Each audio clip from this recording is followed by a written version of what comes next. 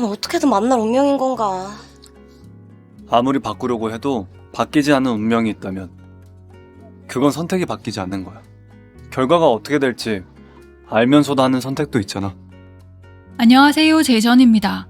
선재가 우울증으로 죽었다고 생각했을 때도 선재의 데뷔를 막으려고 많은 시도를 했지만 결국 스카우트의 일을 받게 되는 선재였고, 현주와 금을 떼어놓으려고 온갖 노력을 했지만 얽히게 되는 현주와 금이었고, 주양저수지 살인사건 용의자 김영수. 영수에 의해 생명이 위태해질 소를 알면서도, 자신의 운명이 어떻게 될 줄 알면서도 그 어떤 일이 닥친데도 소라, 내가 어떻게 널 모른 척해. 소를 살려야 한다는 마음이 더 큰 선재였기에 소의 노력들의 상황들이 바뀌긴 했지만, 그런데 소라, 네가 아무리 숨기려고 해도 난 그날 너한테 갈 거야. 이건 어쩔 수 없는 내 선택이야. 선재의 선택은 항상 소리였기에 일어나야 하는 일들은 일어나게 되어 있었습니다. 5월 10일이요. 그날 이 건물 주위에 잠복해 주시면 안 돼요? 아마 올 거예요. 현재 5월 4일, 사건 당일까지 단 6일이 남은 상태에서 잡혔던 영수가 도주를 하면서 김영사와 솔의 전화 통화에 자신을 꼬지른 게 솔인 걸 영수가 알게 되면서 또다시 변수가 생기게 되는군요. 솔의 기억 속의 과거, 2009년의 솔에게는 미래인 그 장면들이 바뀌어 버렸으니 앞으로의 일을 더욱더 예상하기 힘들어졌네요.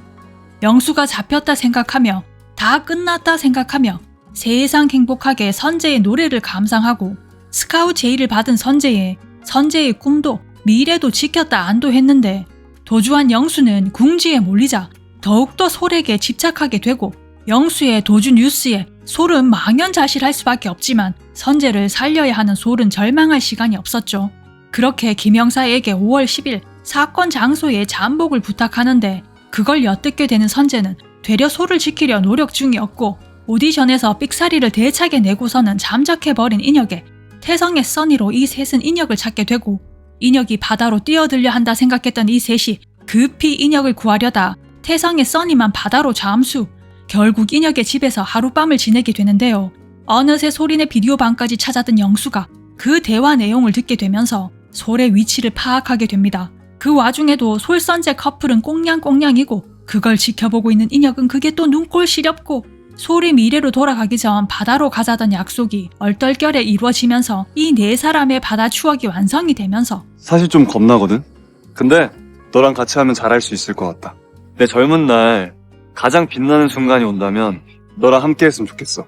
선재와 인혁이 서로의 우정을 확인하면서 선재의 말에 감동을 지대로 먹은 인혁이 선재와 솔 둘만의 시간을 만들어주게 되는데요. 선재는 솔의 머리를 말려주고, 솔은 주전 멘트로 선재를 웃기고 딸기를 먹여주다 염소의 도움으로 포개진 솔과 선재였고, 선재의 끊임없는 구애 끝에 베개로 선을 긋기는 했지만 한 방에 함께 자게 되면서 선 넘어오면 다 내 거라니. 하지만 예상과 다르게 솔이 그 선을 넘게 되는데요. 선재는 거기다 대고 다 내 거 하자를 외치는데, 갑자기 돌아가도 너무 슬퍼하지 말라는 솔에 벌써 슬퍼 보이는 선재의 눈이었고, 안 운다고 하는데 벌써 울 것 같은 선재였고, 솔의 입맞춤에 너무 행복한데 슬픈 선재에 아련하고 찢어지는 내 맘이었고, 안 하고 사라지면 후회할까봐 던지는 솔에 좋아한다는 고백에 사랑한다 솔에게 전하는 선재였고, 점점 더 멀어지는 이 둘의 스킨십에, 이 둘의 성사된 합방에 나도 얘네 둘 이 시간 속에 갇혔으면 하고 간절히 바래봤는데 말이죠. 선재를 살리겠다고 거짓 회귀 연기에 들어가는 솔에 안 운다더니 눈물이 대구르르인 선재에 제 눈가도 촉촉해지고, 너무 섬세한 감정 표현에 놀람, 충격, 당혹, 체념, 그리고 슬픔까지 다 느껴지는데, 그 와중에 솔을 찾아 인혁이 고향까지 찾은 영수에, 아니 지명수배의 TV에까지 얼굴이 대문짝만하게 나왔었는데 어떻게 저렇게 당당하게 기차를 타고 오냐고요. 이건 완전 짠맛 엔딩이 아닐 수가 없습니다. 기억이 바뀌었으니 그걸 다시 바꾸게 기차 타고 그대로 서울 가서 경찰들이 잠복해 있는 서울로 유인하면 영수가 서울로 올 테고, 그 사건 장소로 올 테고, 잠복해 있던 김영사가 영수를 잡으면 되는 게 아닌가 싶지만 작가님과 연출님의 큰 뜻이 있겠죠.